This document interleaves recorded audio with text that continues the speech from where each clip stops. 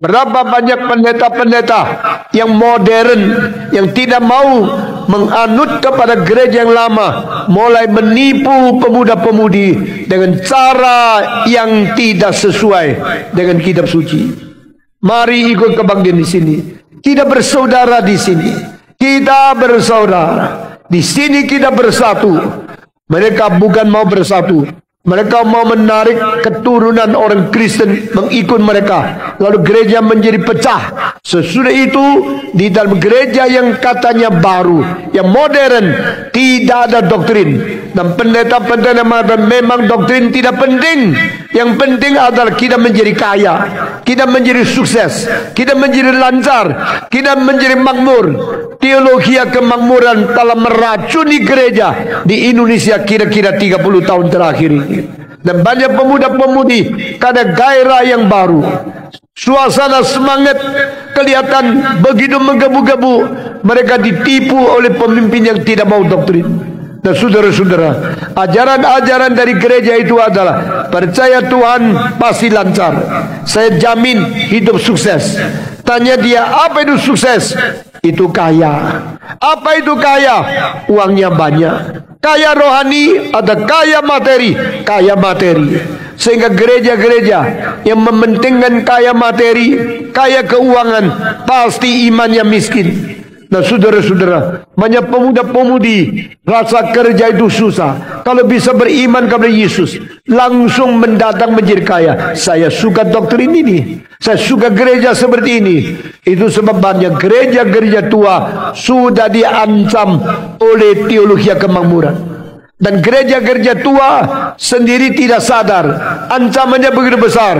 Di dalam gereja-gereja tua, pendeta-pendeta tidak semangat mengabarkan Injil.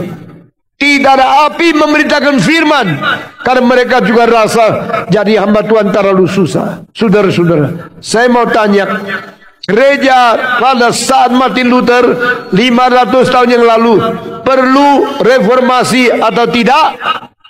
Jawab. Perlu.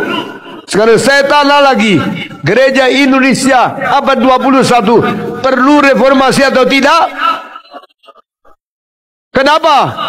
Dosa gereja sekarang lebih besar dari berdosa 500 tahun yang lalu. Kerusakan di dalam pemimpin-pemimpin gereja lebih berani daripada pemimpin 500 tahun yang lalu. Statusnya pendeta, tapi malah nyelewengin dana hibah buat gereja.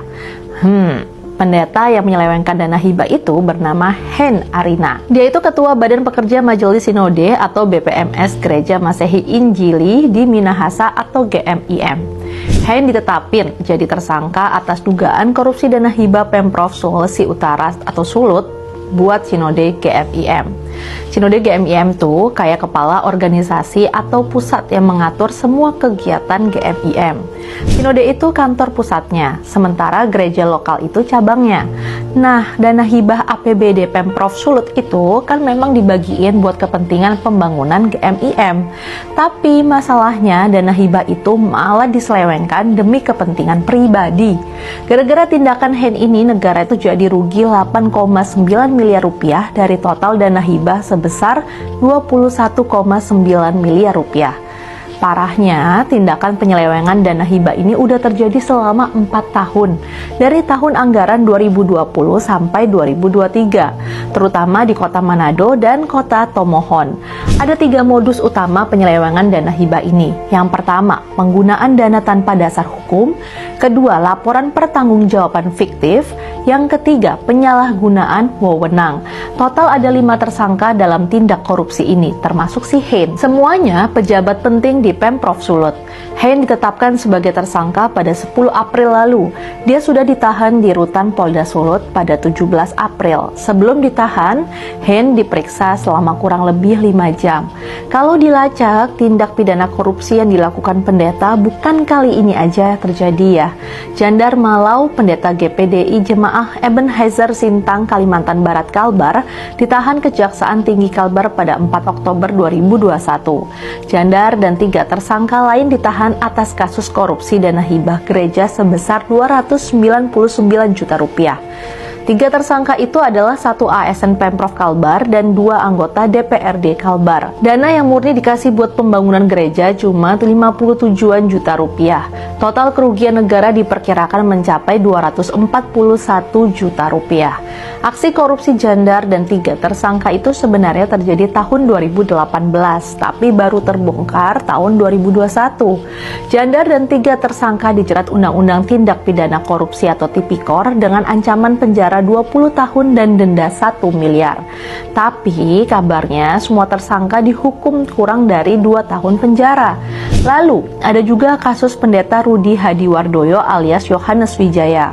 Dia menggelapkan dana non-negara sebesar 400 juta rupiah pada 2013. Modusnya, dia tuh minjem duit ke beberapa jemaah buat keperluan pembangunan gereja di Semarang, Jawa Tengah. Tapi ternyata dana itu dipakai buat kepentingan pribadi, termasuk berjudi di Singapura. Rudi ditangkap pada 11 Juni 2013. Rudi dijerat Undang-Undang Tindak Pencucian Uang dengan ancaman hukuman 10 tahun penjara. 3 kasus korupsi yang melibatkan tokoh agama jelas ironis. Bagaimana mungkin individu dengan status sosial yang dianggap luhur tega melakukan tindakan gak bermoral? Kejahatan mengambil uang yang bukan haknya itu jelas bukan soal kekhilafan, tapi soal ketamakan individu dan sistem yang rentan dimanipulasi. Ustadz dan tokoh agama lain juga sangat mungkin berpotensi melakukan kesalahan yang sama. Setiap pemegang dana publik termasuk tokoh agama harus terbuka terhadap pengawasan dan hukum yang setara.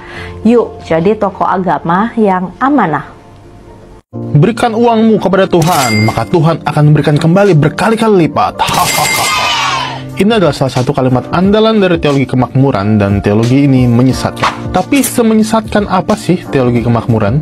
Menyuruh jemaat untuk memberikan perpuluhan atau persembahan dengan iming-iming kekayaan di masa depan mendistorsi makna dari persepuluhan dan persembahan itu sendiri.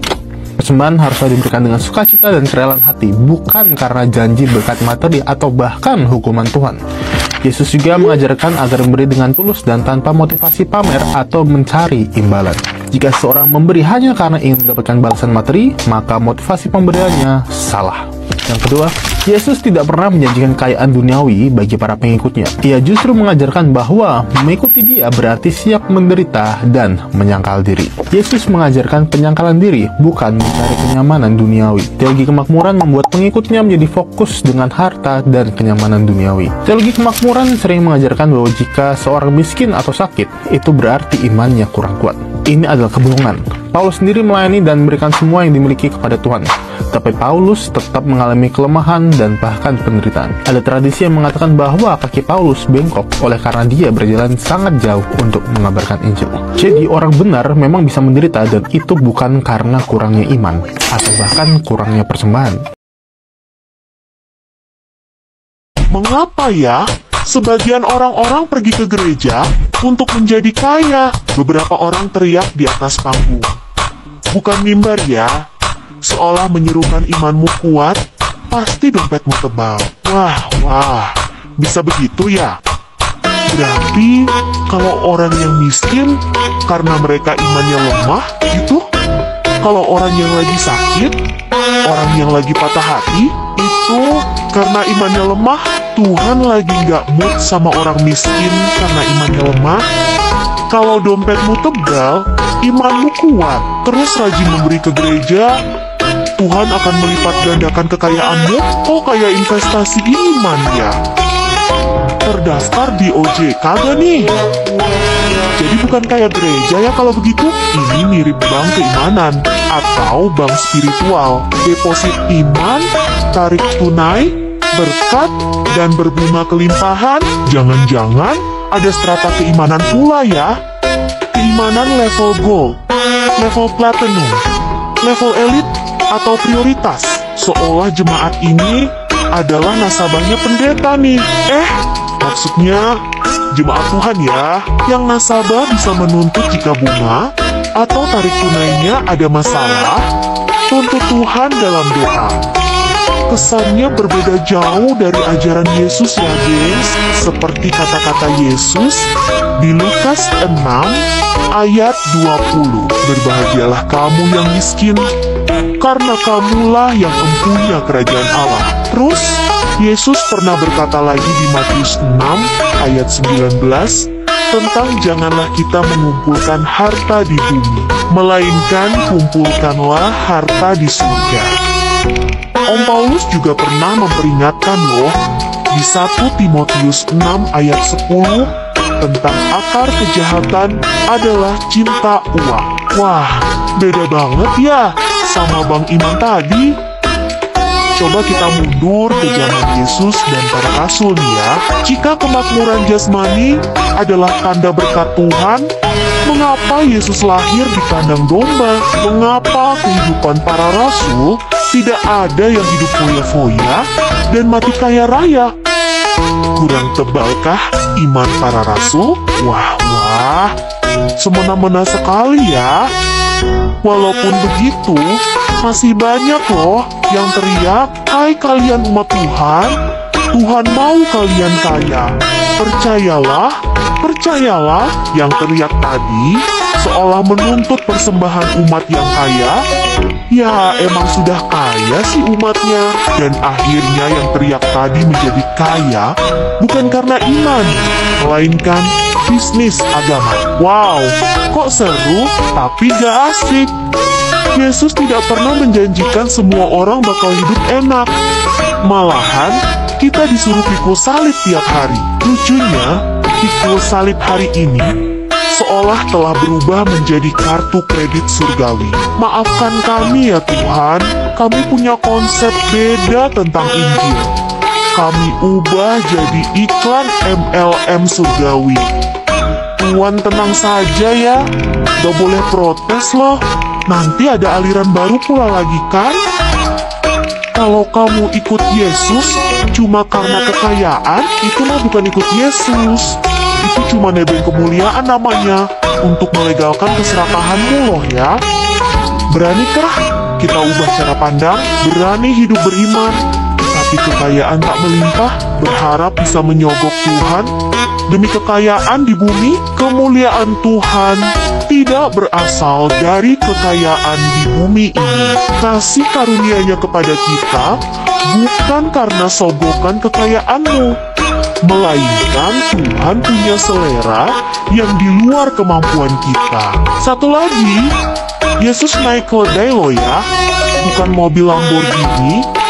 Apakah persepsi video ini benar? Masih terbuka ruang untuk dikaji dan diteliti dengan kritis dan teologi. Lagi-lagi, ruang diskusi cerdas itu sangat-sangat menyenangkan. Tuhan Yesus memberkati kita semua.